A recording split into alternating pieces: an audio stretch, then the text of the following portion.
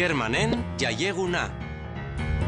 Kerman zein ondo gabiltza, astegun eta lanera joan beharrik ez izatea sekulakoa da. Bai, kostatu zait nagusiari jai eskatzea, baina, bueno, merezi du, Egun ederra pasatuko dugu hemen Donostian.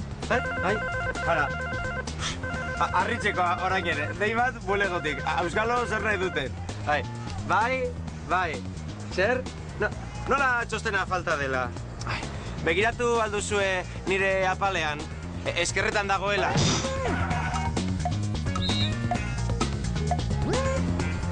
Falta dela? Ireki alduzue azpiko kutxa, giltza zitxita dagoela?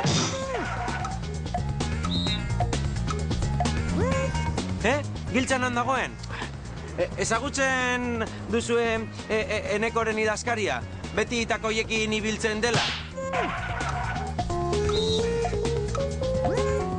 Bai, bueno, berak dauka, eskatu, bai, venga, agur, hala. Zer da, Kerman? Gogoan duzu txosten luze hori, joan den astean prestatu nuela? Bueno, nire lankidek galdu egin dute. Akabo, nire jaieguna. Enekoren idazkaria beti takoiekin ibiltzen dela esaldia ez da zuzena. Horren ordez, Enekoren idazkaria beti takoiekin ibiltzen dena esango dugu.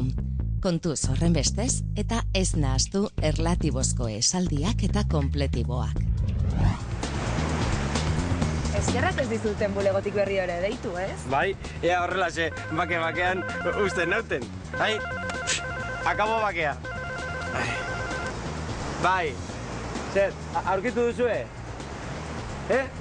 Marketing sailekoek atzo hartu eta tabernan astu zutela. Baina, hori alda lan egiteko modua, Dokumentu garrantzitsuak tabernara eramatea ere, bueno, joan daitezela tabernara oraintxe bertan.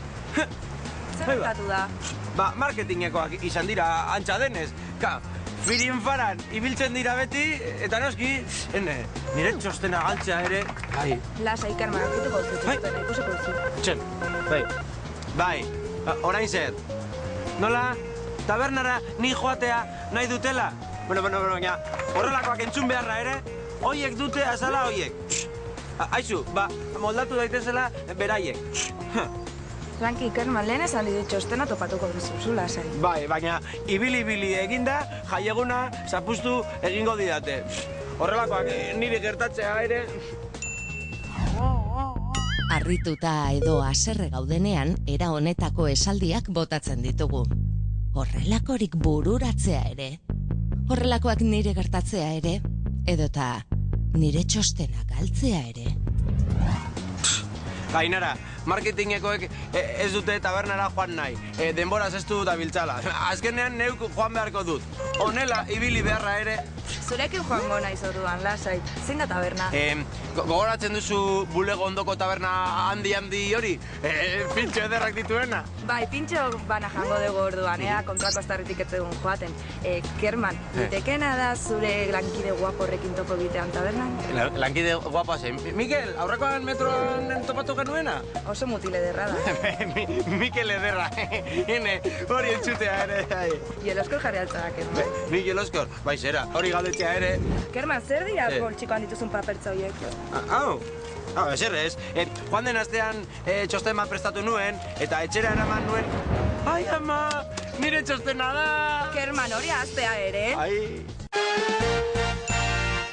Pazientzia galduta ikusi dugu gaur Kerman, eta horrelakoetan harridura edo haserrea adierazteko era honetako esaldiak botatzen ditugu.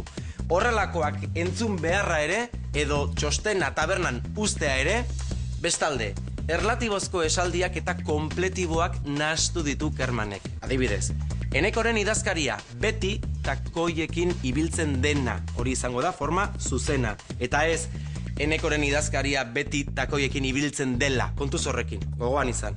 Eta zuei, betikoa, honekin, edo harekin, baina egin.